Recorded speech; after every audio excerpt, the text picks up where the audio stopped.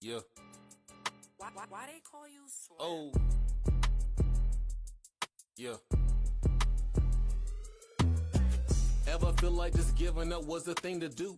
You got depression, anxiety, and some anger too. Some people say just pray about it and maybe you should. But I can teach you how to handle it, it's still all good. You may not know how to deal with most of all the stress. You put the mask on your face to hide it from the rest. We keep the feelings inside and push them down below. But that don't help us at all, but you already know. Sometimes just talking about it can get the feelings out. But if you're feeling uncomfortable, try another route. I got some tools you can use that I want you to see. Plenty of coping mechanisms taught to you by me. Welcome to the Dope Black Therapist Podcast. I'm your host, Blaze. Let's get into it.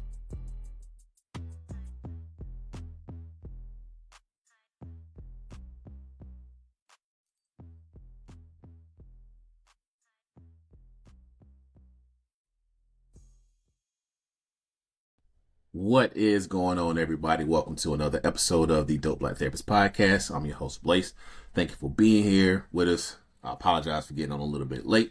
It has been a day, not a bad day, a busy day, and in a good way, If you have been following my social media page, the _dope black therapist on Instagram, you might have known that I have started a workout group on Sunday mornings at 8 a.m. here in Nightdale. And it's a group of black and brown brothers coming together. I am teaching them some basics when it comes to boxing and Muay Thai. And it's been really, really good. It just started off as 2 of us. Today, there were 12. Y'all, that just brings me so much joy and happiness. I really don't know. I really can't express how exciting that is to me. Because it's something that was started just with an idea, because I miss training. I miss training Muay Thai, and I can't afford to join another dojo right now because my daughter's already in it. My son is doing football, and, there's so many things that, life, and I can't do the things that I want to. So I say, well, why don't I create this space? Because I know brothers are probably struggling like I am, trying to find something, trying to find some community. And I created a space, and it's going really, really well. And we push each other. We encourage each other. And I'm loving seeing this. 12 people today, y'all. That was dope. Another thing that happened today was, so I am an EMDR consultant and training approved through EMDRIA, right? And I have been bullshitting on actually getting the consultation piece of G Squared Consulting and Counseling going, because I was afraid. Let's be real. I was afraid of it. I can't lie. I was afraid that I was going to fuck up and not be smart enough or good enough to consult anyone on anything, especially when it comes to EMDR. Even though I've been doing this for 6 years, I've been doing this for a while, and I have ways that I do things. I also follow the standard protocol, and I have to remember that a lot of people who are coming for consultation haven't been practicing very long. And I'm thinking that they're going to be, experienced and have 6 or 7 years or 10 years up under their belt of what's going on.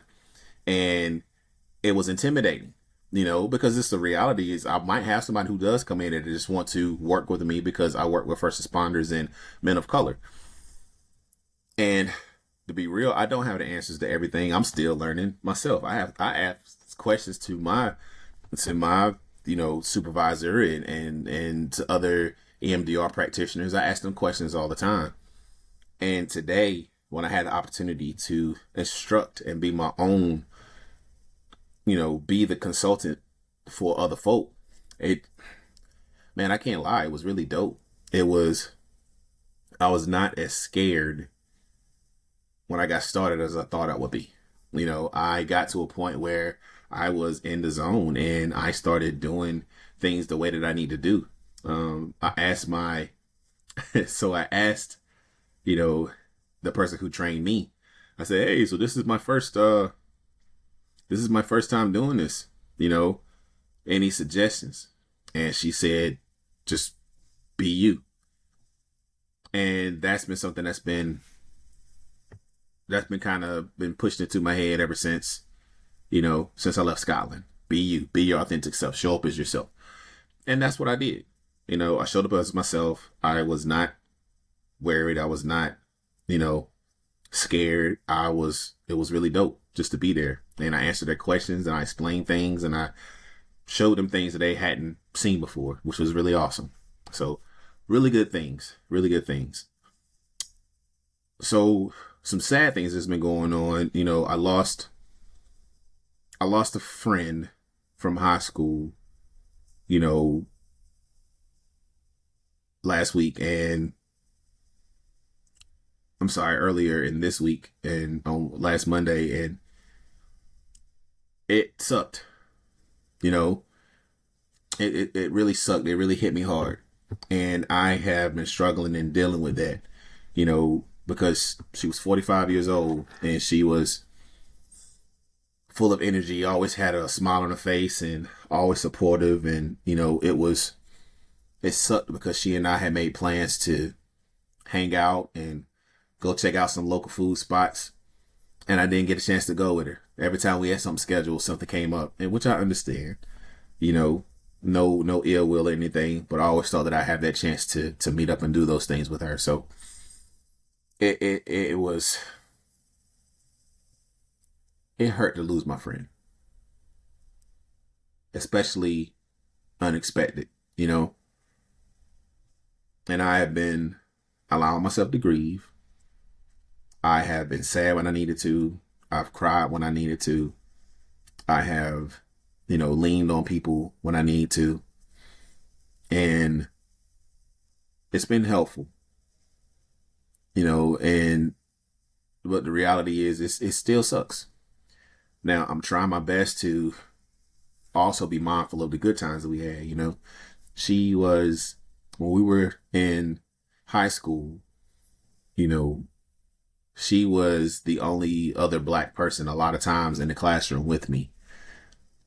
And I didn't feel so alone because I knew that she would always be there, when I was taking those advanced classes.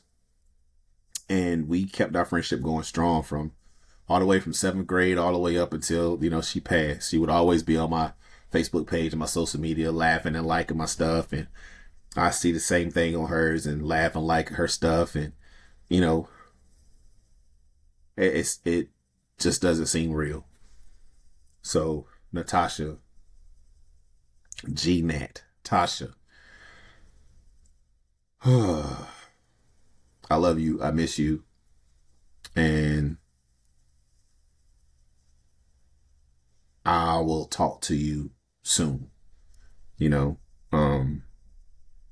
when I say that, it's just, that's one of those gifts that I have, every now and again, whether it be through my journaling or whether if I'm just meditating and I just, send light to her, and to her family when I do it. That's how I do. That's what I do. That's how I express myself. I still talk to my brother. He's been gone almost 5 years, But it got me to thinking about, friendships in general. There's a lot of times where, we're tight with people for however long, and then all of a sudden, those friendships go away. Nothing really happens. There's never really any fallout.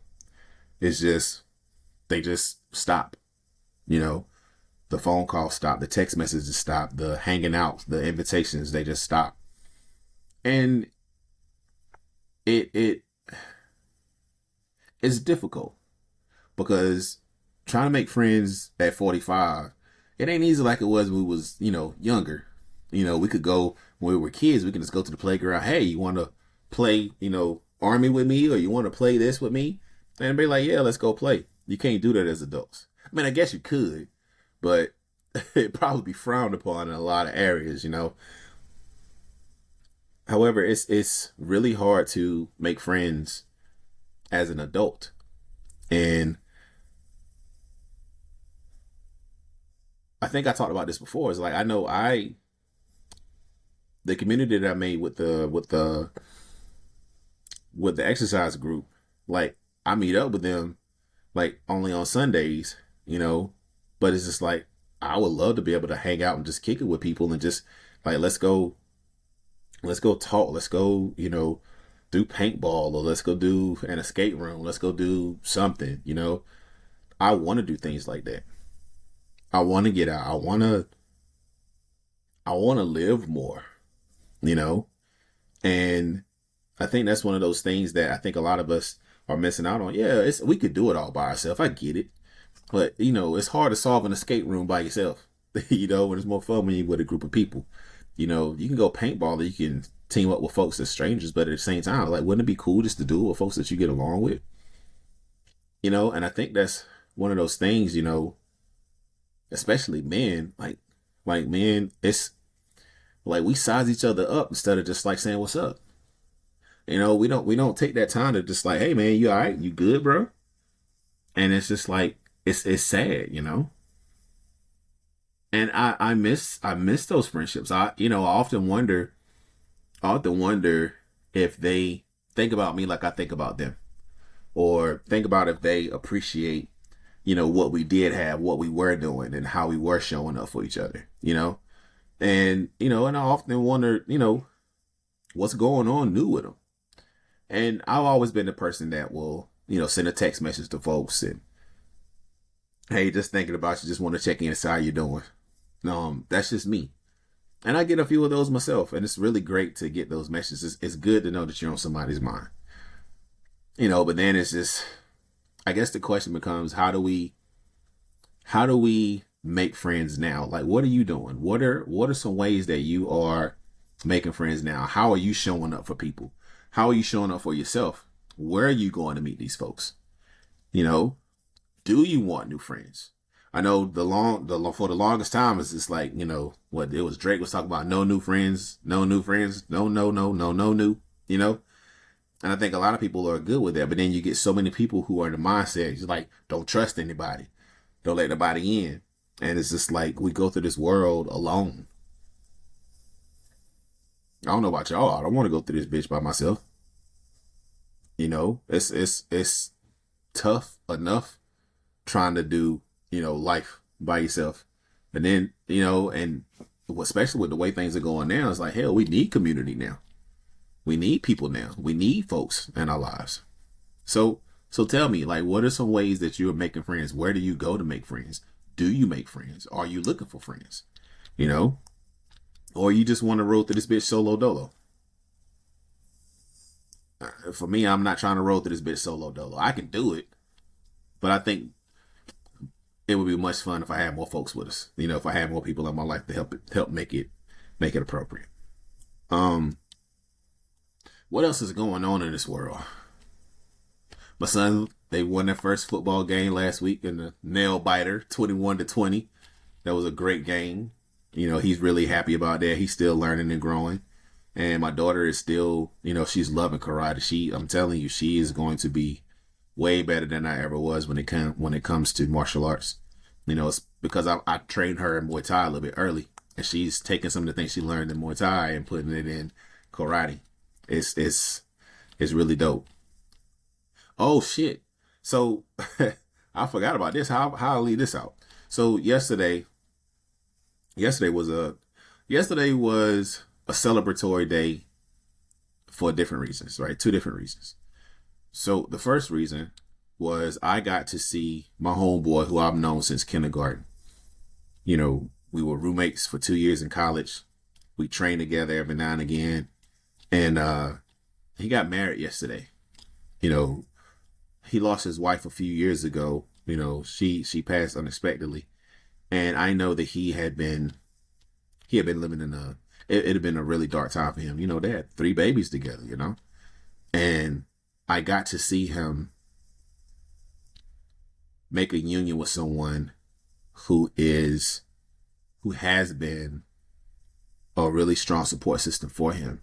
And seeing, oh my God, y'all, if y'all could have seen how they looked at each other and how happy they were together.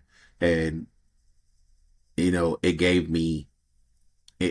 filled me with so much joy because they both deserve that, you know? And yeah, the love that he has in his eyes for that woman, there was no question that they're supposed to be together. And I got to celebrate that with them, for a few hours. Then I had to leave because they were doing a memorial. They were doing a gathering for family for my homegirl, Natasha. And I left there and I got there just in time for them to, talk about and celebrate her life and release balloons into the air. And it was like it was a full circle type moment for me. We were celebrating the beginning of something new and the end of something too. And both had tears of happiness. Both had some, it's hard to really explain. There was love in both of those instances. Between my homeboy and his wife and the people who were there to celebrate them, you could feel the love there. For my girl Tasha's family, and seeing all the love there, even though they were hurting, the love that they have for each other was stronger, in that moment. And it just made me want to celebrate my life that much more. And the people that we love that much more. Which made me think about friends and trying to let my people know that I do love them and that I do care for them. Not when they're gone, but I want to give them their flowers while they're here. So to those who have supported me out loud, to those who have supported me quietly, to those who have spoken my name in rooms where I wasn't around, to those who have said prayers for me, who lifted me up and sent me positive light and energy, to those who hate on me, who think I can't do things, to all of y'all, thank you. I appreciate you. I love you. And thank you for showing up any way that you have. To those who listen to this podcast whenever it comes out, thank you. I appreciate what you do and how you show up. It doesn't go unnoticed. It doesn't go unnoticed. And I hope that I am providing something for you that can be of some benefit in some way, shape, form, or fashion. You're loved. You're valued. You're dope as hell. And I see you on the next go round. Peace.